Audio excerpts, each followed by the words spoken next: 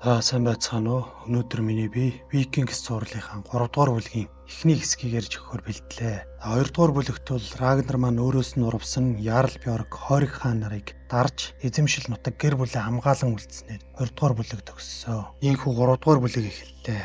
Рагнар Бьорн хоёр хатан зохион дээрээс Катигатыг харан ярилцах ба зун болж засгайлах үед Весекс рүү очиж амлсан газар нутгаа авна гэж Рагнар хэлэх бол Бьорн хариуд нь миний цус буцалж байна. Би дайрмаар байна. Тулалдмаар байна гэв. Бьорн сахалтай болж мань хоёрын үсний стайл жоохон өөрчлөгдөжээ.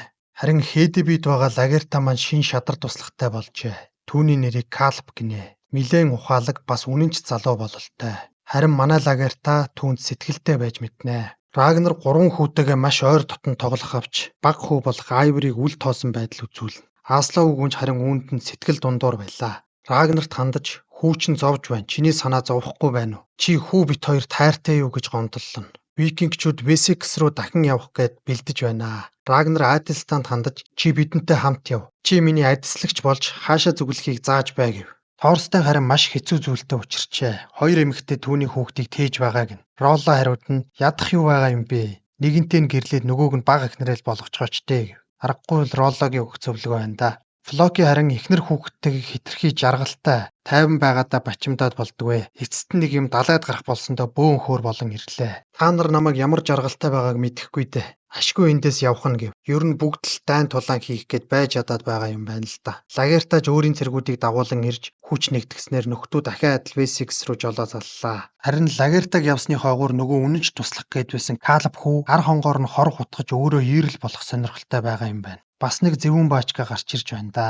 Викингчүүд Весекст Эгберт хаантай уулзахаар ирлээ. Рагнар ч мөн хаан болжээ. Мерсиягийн хүнч тулаандаа ялагдаж энд үлдсэн викинг цэргүүд бүгд үхжээ өрхис. Эгберт тэдэнд хандаж "Би та бүхэнд амлсан ёсороо газар нутгаа өгнө. Хариуд нь та бүхэн Мерсиягийн хүнжийн төлөө тулалдах ёстой" гэхэд Рагнар анх хэлэлцээр хийгээд ийм зүйл яригдаагүй шүү дээ гэж эсэргүүцсэн ч тэр зөвшөөрлөө. Ролло, Бьорн, Торстен, Флоки нарт бас түүнтэй хамтрахаа илэрхийллээ. Харин Лагерта хэлэлцээрийн дагуух газар нутаг тариалж амьдрахаар боллоо.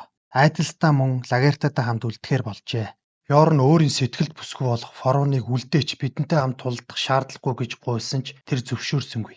Бүр бие давхар болсноо хэллээ. Ийхүү Лагерта Весекст үлдэж бусад викингчүүд ширүүн гүнжтэй хамт авгах дүү хоёрыг нь ялж хаан ширээг нь эргүүлж авч өгөхөөр Мерсиягийн зүг зам саллаа.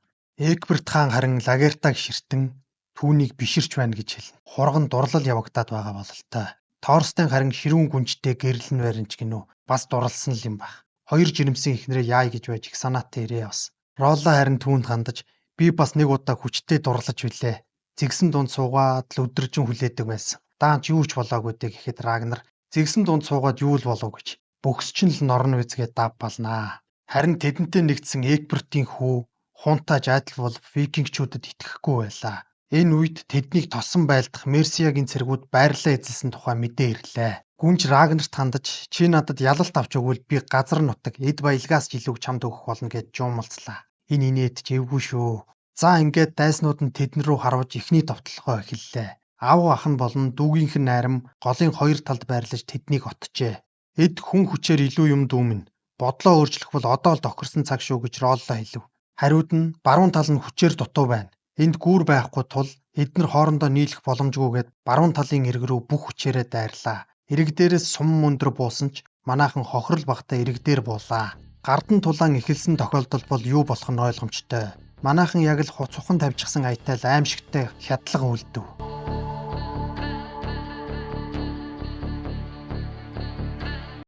Эсрэг талын ирэг дээрх цэргүүд юу ч хийж чадалгүй дэмийл харж зогсож байлаа. Манайхан ялалтаа тэмдэглэж найрлаж байна. Торстон харин гарандаа харвуулж шархтжээ. Ролло түүнд нөгөө мөөгийг өглөө. Ер нь Торстены би их тааруу байгаа харагдана. Квинтрид гүнж харин авга ахынхаа толгойг авчир гэхэд Флоки гүйж очиод баяртайгаар тастаж ирэв. Хүүхэд байхаас нь эхэлж хүчирхийлсэн учраас авга ахыгаа ингэж үзэн яддаг ажээ. Бьорн харин сэтгэлтэй бүсгүй болох Форундаа гэрлэх санал тавьж тэр ч мөн зөвшөөрлөө. Ролло гүнж рүү довтлох гэж оролцсон ч хариу мэхэнд орж унлаа. Энэ үед Лагерта шин нутагтаа суурьсаж дөвхнөх ажлаа хийж байна. Эгберт түүнийг цоортол ширтсээр л энэ нутагт амьдарч байсан хүмүүсийг албадан нүүлгсэн гэдгийг сонсоод Лагерта дайралтаас санаа зовж байлаа. Энэ хойгуур нь түүний туслах болох Калп өөрийгөө ийрэл дүргэмжлэн Лагертаг доромжлов. Тулааны талбар руу эргэн орцгоё. Рагнер нөгөө талын эрэг рүү довтолж байна. Завныхаа дээрээс үхсэн хүмүүсийнх нь толгойг үлгэжээ. Үүнийг харсан дайсны цэргүүд таран зүхтав. Гүнж дүүдээ хандан битгий зүхт дүүмэн чамайг яахчгүй гэсэн ч тэр зүхтлаа. Түүнийг олуулахаар хунтааж айдал вүлпийг илгээлээ. Тэр нэгэн цэргийг барьж авч тамалсаар байгаад гүнжийн дүү Бүргридийг хаана нуугдаж байгааг олж мэдлээ. Лагерта Экбертийн ордонд иржээ. Хааны бэр Адельстанаас викингчүүдийн талаар асуух бол хаан Лагертад эрдэнийн зүйлд бэлэглэв. Харин хааны бэр болох Жүүдэт ахатан Айдалстаныг хоргоогоод байна бас зүгээр байж чадахгүй. Катигатад үлдсэн бүсгүйчүүд бүгд ижилхэн зүү зүүдэлжээ. Тэдний зүүдэнд зүс нь үл мэдэгдэх эр хүн цасан дээгүр цус татуулан алхаж байв. Торстон шархнаасаа болоод зовж байсан тул Флокид хандан үхэж байгааг минь харахгүй байна уу мулгуу минь. Энэ гарыг тастаад аль.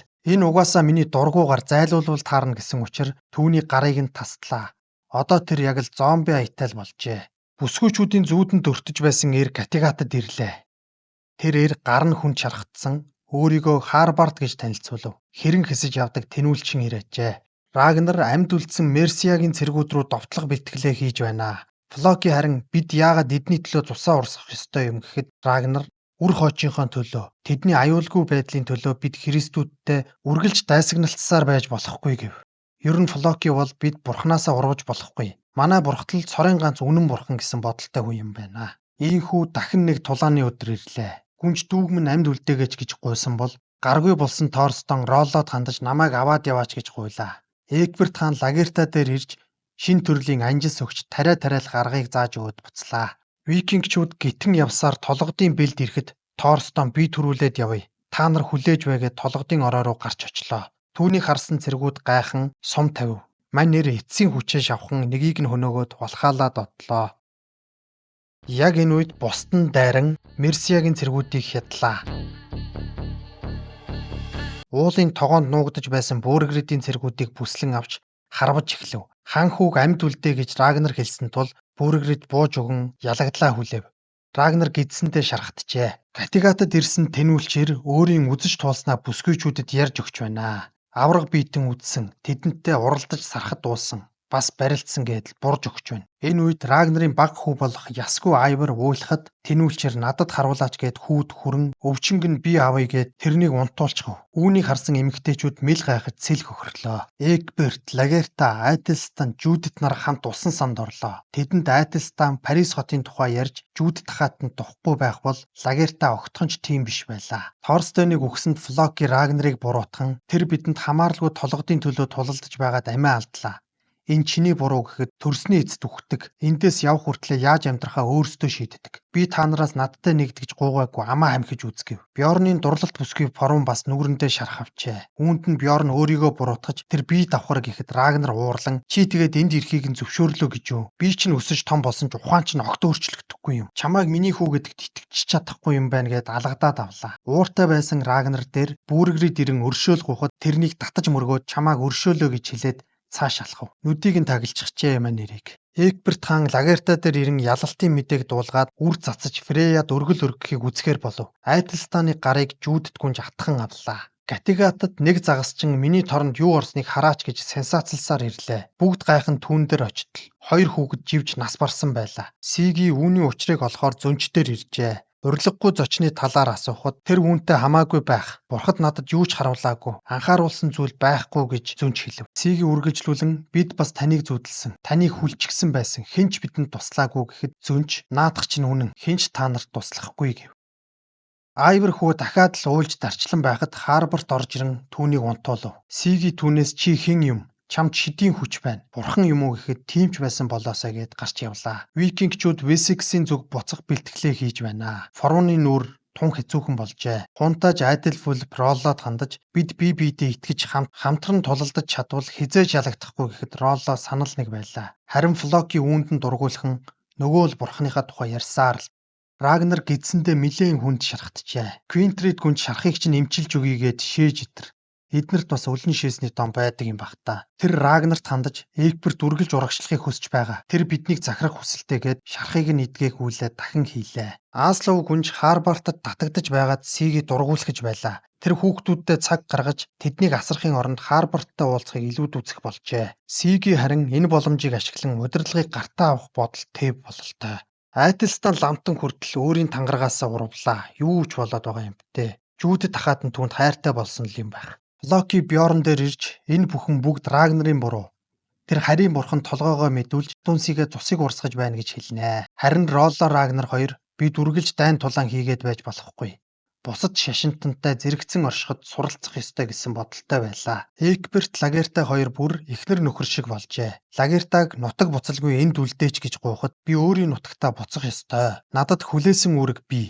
Чи бол өөрөөсөө бусдыг үл бодогч гэж зөвшөөрсөнгүй. Харин түүний нутагт байх Дэрслүү Калб Лагертаг эрэхт нь эсэргүүцгээр хамтраг цуглуулан тулаанд бэлтгэж байлаа. Аслов гүнж гэр орноо анхаарахаа больжээ. Хоёр хүн гэрээсээ гарч явхад Сиги санаан зовон араас нь явтал хөвгүүд голын мөс рүү цөмрөн оров. Сиги цаг алдалгүй араас нь орж хөвгүүдийн амийг нь авраад өөрөө живж нас барлаа.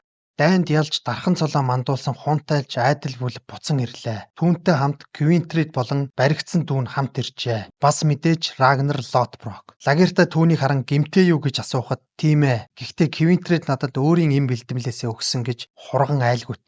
Тариалангийн ажил амжилттай эхэлсэн. Эгберт биднийг хамгаална гэдгийг сонсоод Рагнар чи үүнд нь итгэж байгаа юм уу? Та хоёр учир зүгээ ололцжээ. Нийтийн сайн сайхны төлөө өөрийгөө золиослоо юу гэж жуумалзан асуув. Харин Лагерта яг л чам шиг гэж хариуллаа. Форун ухаан оржээ. Чи надтай гэрлэхгүй л байх та гэхэд Бьорн битгий тэгж яргээд духан дээр нь үнслээ. Эгберт хаан Айталстан Лагерта хоёрыг үлдээч гэж ятгахсаар л Лагерта харин үгүй гэж хэлсээр л Мань Рагнар болсон бүхнийг мэдэж байлаа. Мерсияг яах бодолтой байгааг асуугаад тэд юу ч захирч чадахгүй. Чи захир гэж Рагнар хэлээд чи сайн хүн үү? Ёс зүгээ уландаа гიშгэж байсан уу гэж асуулаа. Хаан хариуд нь тэр мэдээж харин чи гэв. Ролло Лагертагаас асуунаа. Чи эзэмшил нутгаа орхиод энд ирэхээс айхгүй байна уу? Ирчүүд бүгд л эрх мэдэл хүсдэг гэхэд Калб тийм бишээ. Тэр их үнэн ч хүн гэв. Магцсан хүн хормон дээрээ гэж нөгөөхийнх нь байж байгаа царай нэг иймэрхүү. Ар хударгаар нь хор хутаж нөгөө хоёрдугаар бүлэг дээр үхдэг хорчин баачка Хорикийн хүү Эрлэн дууртай холбоотон болж байна. Бас болоогүй. Энэ Эрлэн дуур чинь нөгөө цусд бүргэд болж үхдэг Ярл Бьоркийн эхнэртээ гэрлэж хүүтээж болжээ. Гой ч юм болох нь дээ. Весекст харин Квинтрид гүнж өөрсдийн эв найрамдал эгч дүүгийн холбоог сэргээж дүүтэйгээ хундаг тулгалаа. Гэсэн ч энэ нь хортой арх байжээ. Энэ хүүхнийг ч нэг ингэх болов уу гэж бодоод байсан юм аа. Мань хоёр ч бас яг л тэгж бодож байж тээ. Бүгд архиа асгаж итэр. Тэгатад харин бурхангуй газрын бомб гэгчээр Харбар зоргоороо ашиглаж байсанд бүсгүйчүүд дургуулах нь тэрнийг хөөж явууллаа. Викингчүүд нутаг буцан хөвж байна. Рагнар Айталстанаар Парис хотыг байн яриулсаар л тэр дахин шин зорилго өвөртлөг бололтой. Гатигат руу дөхөх үед Рагнар чи бол азтай. Учир нь ихнэр аваагүй. Хүүхдүүдэд бодоогүй байсан бол би ийшээ ирэхгүй байсан гэхэд үр хүүхдтэй байгаадаа баярлах хэрэгтэй гэж Айталстан хариулв. Маш олон хүн шарахтай иржээ. Торстоны эхнэрүүд тэрнийг үхсэн гэдгийг мэдсэн бол Ролло Сигигээ хүлээсээр байсан ч тэр ирсэнгүй. Түүнийг нас барсныг Аслов дуулгав. Рагнар харин яагаад хөвгүүдийг чи биш Сиги харж байсан юм гэж асуухад Аслов юу ч хэлсэнгүй. Ролло гашуудан арх хууч хүмүүстэй муутах үед Бьорн ирж болиулах гэсэн ч тэдний хооронд гой тулаан боллоо. Рагнар шалгаасаар л хөвгүүд яагаад мөсөн дээр хоёулах нь явж байсан юм гэсэн ч тэр хариултаа хэлсэнгүй. Флокиж бас юу болсныг Хелгаагаас асууж Харбардын тухай сонсож болж өнгөрсөн бүхнийг мэдэж авлаа. Үүнийг сонссон Флоки тэр бол бурхан. Бид баярлаж хүлээж авах ёстой. Би үүнийг Рагнарт хэлийгээд Харбард бол ойдын бурхан. Тэр эхнэртэй чинь унтсан байна гэж хэлв. Рагнар Харбардын тухай мэдэж аваад эхнэрээсээ асуухад тэр үнэнгээ хүлээн зөвшөөрлөө. Харин Весекст үлдсэн Жүүд дахайтан Айталстан ламтнаас хүүхэдтэй болжээ. Мөн тэнд үлдсэн викингчүүдийн тосгон руу газрын эд довтолж алж талсан тул хэргийг зохицуулахаар хунтайж айдал вулф явхаар боллоо. Лагерта дээр илчирж хэрэгэм зэрэг газар нутгийг нь булааж авсныг дуулгав. Үүнийг сонссон Рагнар очиж ярилцахаар боллоо. Тэндээс гарч зөнчдөр ирэн Парис хотын талаар асуухад тийм ээ би тэр хотын талаар харсан. Амьд биш үгсэн нэг нь тэр хотыг байлдан дагуулж байна. Бас гүнж баавга титэм зүүж өгч байгааг харж байна. Энэ бол муугийн дохоо гэв. Рагнар зөнчийнхөөс гарan нөхөд дээрээ ирээд энэ цум бид Парис руу довтлоно гэхэд Ролло шал согтуу тэр чинь юу юм гэв. Харин Рагнар Тэр бол маш том хот. Өмнө нь манай ард түмэн мөрөөдөж байгаагүй. Тийм газар. Харин би мөрөөдөд эхэлчихсэн гэхэд бүгд түүнийг дэмжив. Тэндээс Лагертатай хамт нутагт нь очиж Калптай уулзлаа. Түүнд хандаж та нартай тулалдаж дайчтай өхүүлэхийг хүсэхгүй байна. Хавар би Парис руу товтлоно. Чи надад зүтг. Үгүй бол бүх юмаа алдан шүү. Харин та хоёр хоорондын асуудлаа өөрсдөө шийдгээд гарлаа. Үүнд нь гомдсон Лагерта ахаад л түүнийг орхин хаа нэг тийш явлаа.